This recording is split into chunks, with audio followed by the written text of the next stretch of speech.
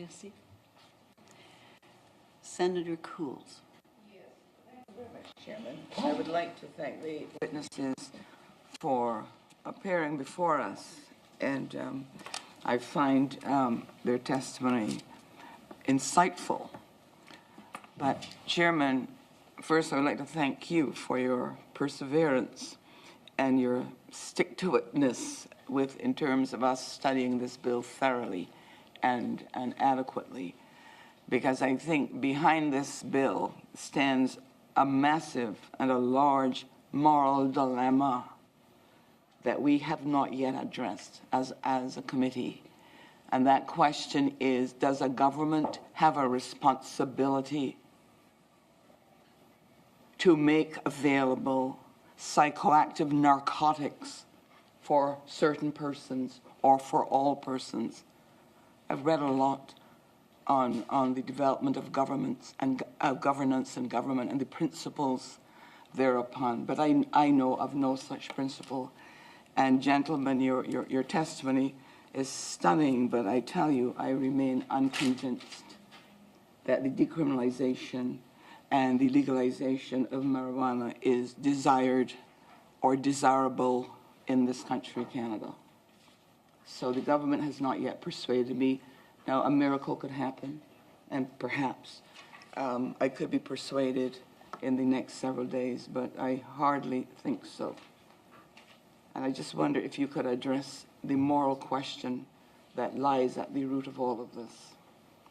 You know, families, I know families, I'm an older woman now, but I know families who have younger teenage children, 14 years old, and they tell me they are being told that these drugs are in the schools everywhere, and that they are watching every day for their children to keep them from accessing these drugs, because whoever brings them into the school knows what to do.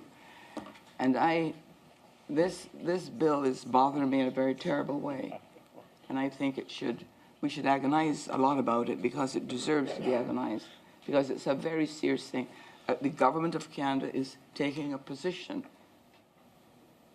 and I'm not sure it's a good thing. Matter of fact, I'm convinced it's a bad thing. Would you care to? If you feel you wish to answer that or to question, try, at least.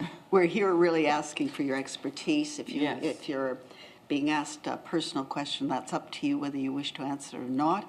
And I had just one small admonition. We're over time, so whatever the answers will be, can we make them fast? And moral questions are often very difficult to answer quickly. I do appreciate the question, and I do think the drug policy choices are moral choices. I think what is clear to me is that psychoactive substances of many stripes are widely available throughout the world, including in Canada, and the choice before government is not whether or not that will be so, because it is, in most places, under situations of illegality that creates all sorts of additional harms, in addition to the real risk that drug use can create. So I think the choice for a government to legally regulate does not imply a liberalization, as long as it goes with strict rules, especially preventing access to those who shouldn't have access yet because of their development, youth, but also take the view that legal regulation is the government's responsibility to protect people against things that can be harmful, but for many people are used responsibly. And I think it's always going to be a question with drug policy of striking that balance, and I don't think the conversation is ever over.